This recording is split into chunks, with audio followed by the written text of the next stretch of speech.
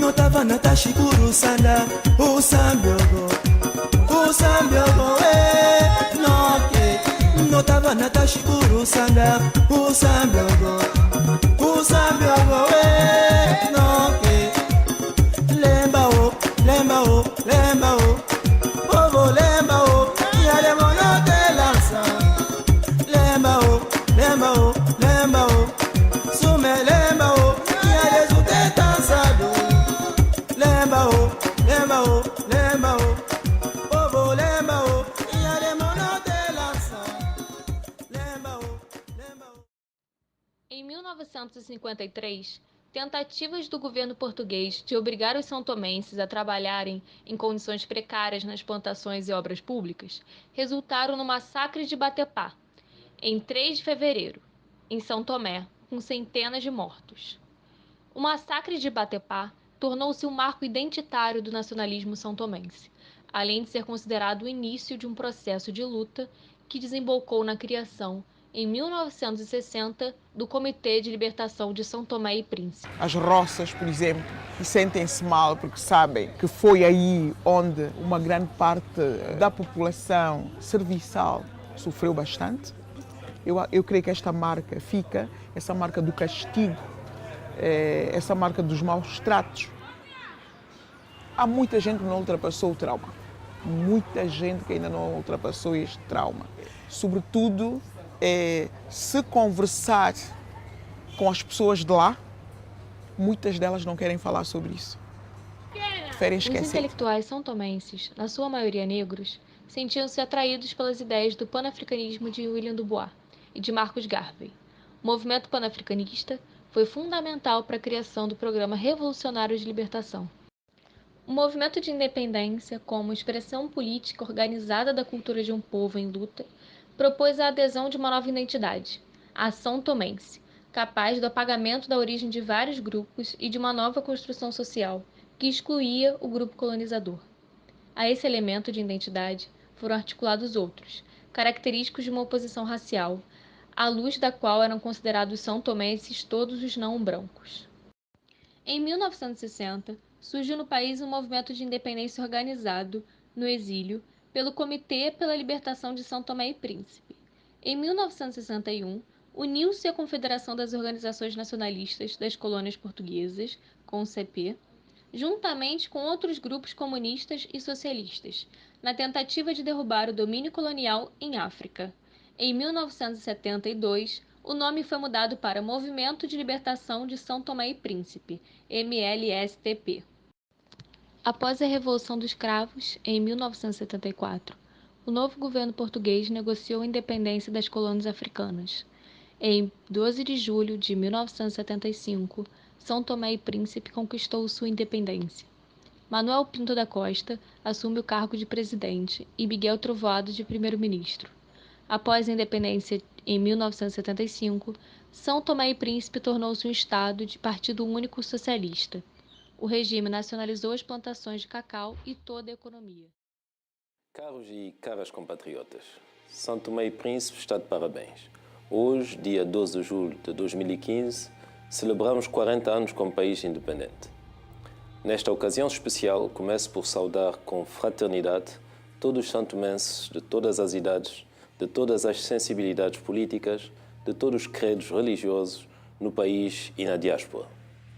Saúde, em particular, todos os homens e mulheres de São Tomé e Príncipe que dedicaram as suas vidas à causa da independência nacional no território e no exílio.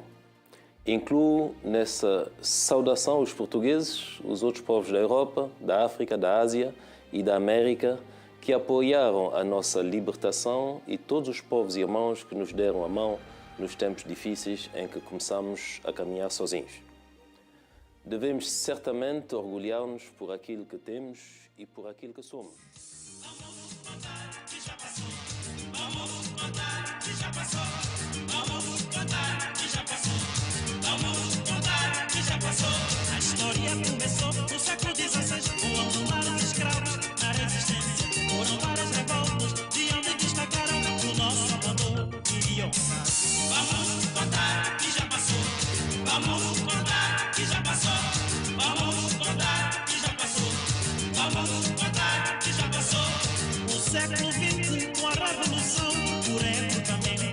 região. Eram vários escravos vindos de Angola, Cabo Verde e Moçambique. Vamos contar que já passou. Vamos contar que já passou. Vamos contar que já passou. Vamos contar que já passou. O 12 de julho, marco importante do fim do sofrimento do nosso povo. Agora é o momento de saber segurar a bandeira da paz rumo ao desenvolvimento. Mr. Bow Production. Acho! Fogo!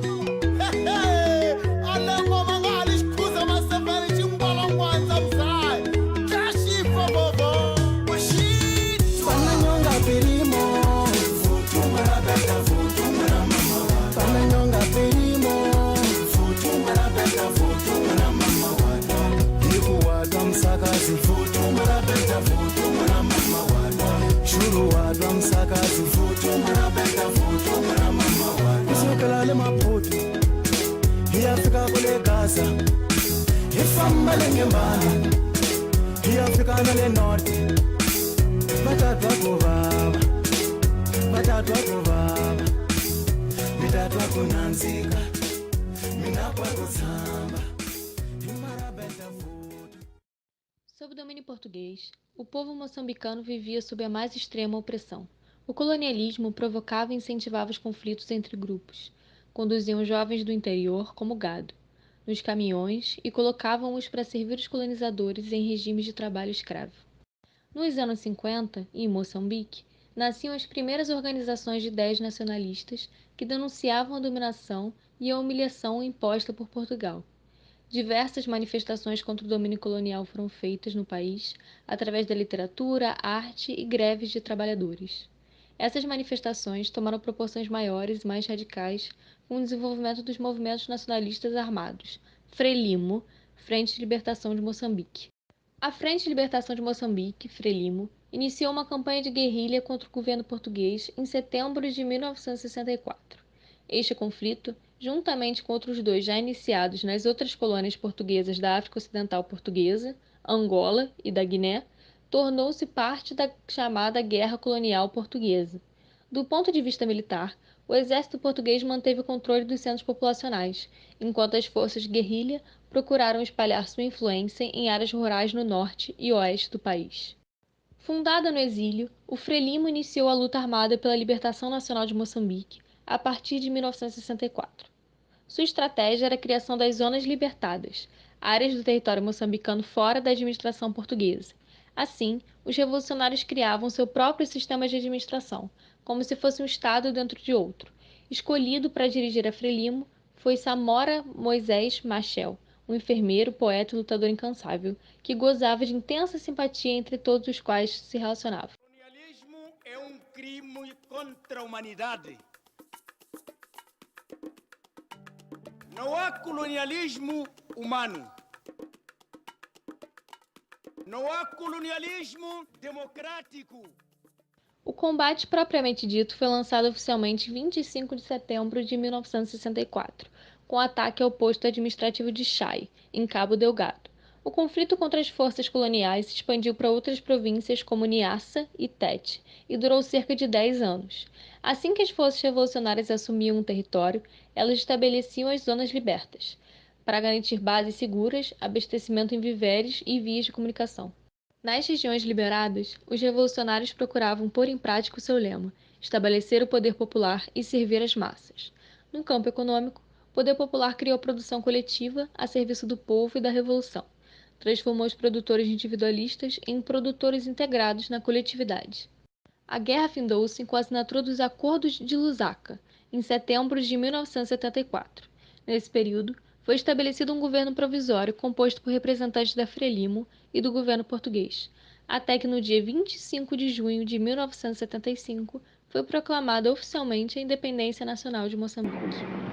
O Comitê Central da Frelimo proclama solenemente a independência total e completa de Moçambique. A unidade do nosso povo, hoje tem luta e na dura, é uma vitória bem segura.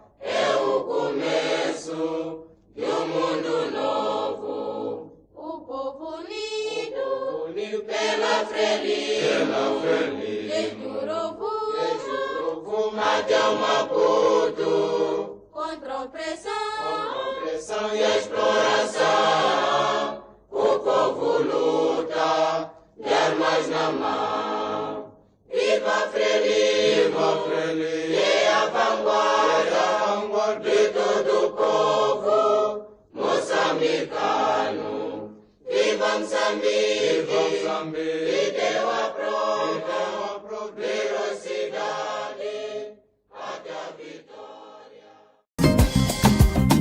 Subida vai Guiné, subida vai Gambela, o Talibã te encomenda.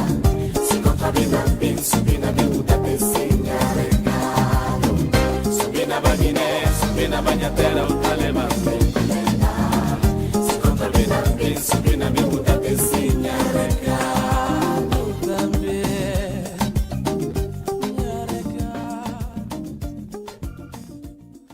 Cor de rosa na mar de tarde. E conhaque bem cor de rosa, e conhaque cremai.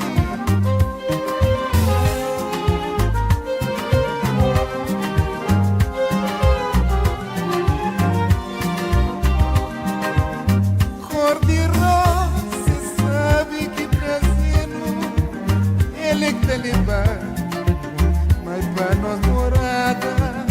Cor de rosas, nunca vai ser. Está levantando ali, está por nos tirar. Ai, cor de rosa. Em 1956, proveniente da Casa dos Estudantes do Império, um grupo de cabo-verdianos e guineenses, motivados pela exploração, mortes e humilhações a que durante séculos foram submetidos seus povos, iniciaram um plano para unir os dois territórios, depois de conquistadas as respectivas independências. Fundam, em 1957, o MAC, Movimento Anticolonial, cuja finalidade era a luta contra o colonialismo português em África. Foi nesta fase de tomada de consciência que surgiram nas colônias portuguesas os movimentos nacionalistas, entre os quais o PAIGC, Partido Africano para a Independência da Guiné e Cabo Verde, que, segundo seu líder, Amílcar Cabral, tinha como objetivo a integração da tradição de resistência patriótica dos povos da Guiné e de Cabo Verde, mas agora com um novo e bem definido objetivo: a expulsão dos colonialistas e a consequente soberania dos seus estados. Porque nenhum crime, nenhuma força, nenhuma manobra ou demagogia dos criminosos agressores colonistas portugueses será capaz de parar a marcha da história, a marcha irreversível do nosso povo africano da Guiné e Cabo Verde para a independência, a paz e o progresso verdadeiro a que tem direito. Avante, camaradas e compatriotas, na nossa luta heroica de libertação nacional. Saúde, longa vida e êxitos cada vez maiores ao nosso povo africano, aos nossos corajosos combatentes, a todos os militantes, responsáveis e dirigentes do nosso grande partido. A 14 de dezembro de 1960 é aprovada e adotada pela Assembleia Geral das Nações Unidas a Resolução 1514, que proclama a necessidade de pôr fim a qualquer forma de opressão e dominação de um país sobre o outro, reconhecendo o direito à autodeterminação dos povos como um direito fundamental do homem. Contudo, a repressão só aumenta, e o governo colonial acentua o massacre à população e obriga os dirigentes do PAIGC a saírem da Guiné. No exílio, os integrantes do PAIGC procuraram apoio político para a luta armada. A luta armada só veio eclodir pela falta de capacidade diplomática e de diálogo de Portugal. Nem os apelos de Amílcar Cabral e nem as pressões da chamada comunidade internacional fez o governo português recuar na sua pretensão de manter as colônias a qualquer custo. Isso fez que o PAIGC precisasse partir definitivamente para a luta armada, com o objetivo de libertar os povos da dominação colonial. A guerra se desenvolveu rapidamente em todo o território nacional. Com o apoio da população e a força da juventude, o partido infligiu pesadas derrotas para as forças coloniais, o que levou muitos historiadores a classificarem a Guiné-Bissau como Vietnã português. Com a Revolução de Abril, os militares tomaram o poder e destituíram o regime fascista de Marcelo Caetano. Na sequência da Revolução de Abril, cessaram as hostilidades nas colônias. Iniciou-se o processo de negociação que iria conduzir ao desmantelamento do Império Português em África e a completa independência das colônias. A luta armada durou 11 anos. O Partido Africano para a Independência da Guiné-Bissau e Cabo Verde viria a proclamar unilateralmente a independência da Guiné-Bissau no dia 24 de setembro de 1973, o que seria reconhecido por Portugal só em 1974. Sob a direção do nosso glorioso partido, criado e dirigido na sua linha de pensamento e de ação por nosso imortal camarada Amílcar Cabral,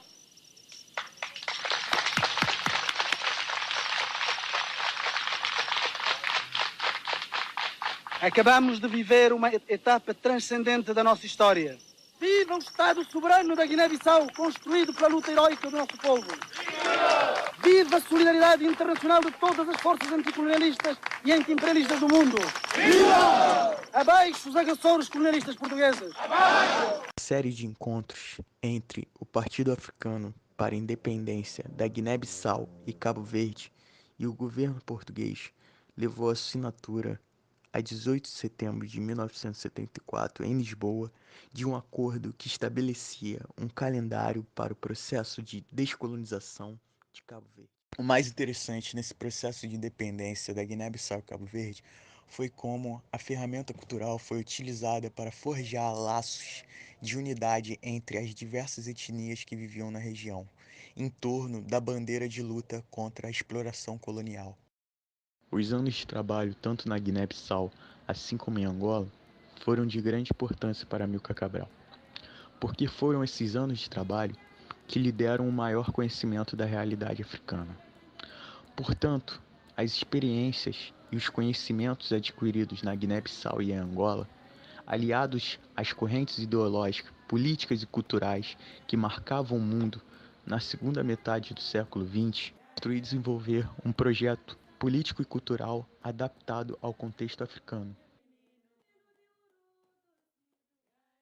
Vou contar-vos a história de um povo que tem tudo para sorrir de novo. Vou falar-vos da velha coragem, sacrifícios e muitas viagens. Vou falar do soldado tombado, anulando o sorriso rasgado, do candengue que sofreu calado e do povo que estava cansado. Vou falar desta terra de glórias, nossa Angola de muitas memórias. Vou falar de um povo que quis, finalmente agora feliz. Vou falar desta terra de glórias. A ideia de independência fazia parte do imaginário de alguns angolanos na década de 1940. Porém, foi nos anos 1950 que começaram a empreender-se ações que visavam a reivindicação da independência da colônia. O reforço do domínio português em Angola despertou, por sua vez, a atenção dos jovens esclarecidos pelas ideias de liberdade, direitos e garantias que recebiam das influências revolucionárias que se passavam em diversas partes do mundo colonizado. Em meados da década de 1950, começou a crescer em Angola o processo de reivindicação pela independência. Registrou-se nesse período o surgimento de diversas organizações políticas guiadas pelos movimentos de negritude e pelo movimento panafricanista, que reivindicavam a soberania política de Angola, tanto dentro como fora da colônia. Apesar disso, os nacionalistas serviram-se da propaganda e da imprensa para despertar nas mentes a consciência da identidade angolana. Estando mais consistente no que tange às ideias e às ações contestatárias contra o regime colonial, o nacionalismo angolano passava das formas anteriores das manifestações literárias e culturais para a formação de movimentos de luta contra o recurso à força armada e o uso das táticas de guerrilha contra as forças de defesa coloniais. Os principais movimentos de luta pela independência foram o Movimento Popular de Libertação de Angola, o MPLA, a Frente Nacional de Libertação de Angola, a FNLA, e a União Nacional para a Independência Total de Angola, a UNITA. A formação e o percurso dessas primeiras associações anticoloniais de angolanos foram marcadas, além da falta de unidade e cooperação com os outros, por grandes rivalidades internas, como foram as controvérsias no seio do MPLA e os problemas tribais no interior da UPA e da FNLA. A questão da unidade e dos problemas étnicos estavam também nas preocupações dos dirigentes do MPLA. O ponto essencial da política interna do MPLA era a procura constante da unidade de ação entre as diversas organizações nacionalistas de Angola.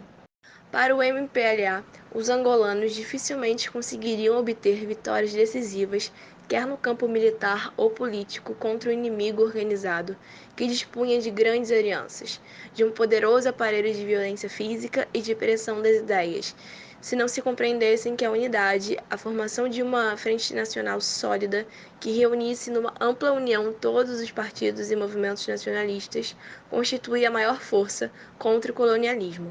Para o MPLA, os angolanos dificilmente conseguiriam obter vitórias decisivas, quer no campo militar ou político, contra o inimigo organizado, que dispunha de grandes alianças, de um poderoso aparelho de violência física e de precisamente à meia-noite do dia 11 de novembro, que o então presidente do Movimento Popular de Libertação de Angola e chefe de Estado da Jovem República, Antônio Agostinho Neto, proclamou a independência do país.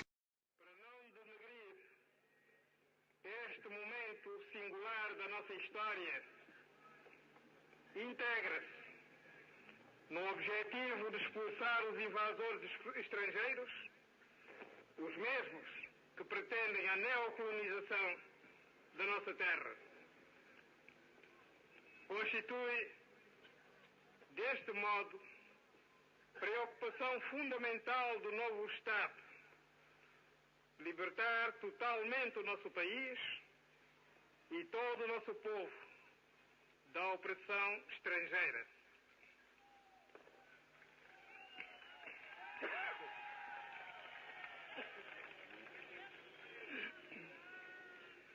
Realizando concretamente as aspirações das largas massas populares, a República Popular de Angola, sob a orientação do MPLA, caminhará progressivamente para um Estado de democracia popular. Na década de 1960 e em 4 de fevereiro de 1961, eclodiu a Guerra de Libertação, marcada com assaltos às principais cadeias de Luanda, onde alguns dirigentes nacionalistas se encontravam encarcerados. A partir dessa data, o povo angolano encetou uma guerra contra as autoridades coloniais portuguesas, através de guerrilhas, devido ao seu fraco poder bélico. Com o desenvolvimento do processo e devido à ajuda internacional às forças nacionalistas angolanas, a guerra pela independência nacional alastrou-se a todo o território, dando início a um conflito que duraria mais de uma década. Precisamente à meia-noite do dia 11 de novembro, que o então presidente do Movimento Popular de Libertação de Angola e chefe de Estado da Jovem República, Antônio Agostinho Neto, proclamou a independência do país.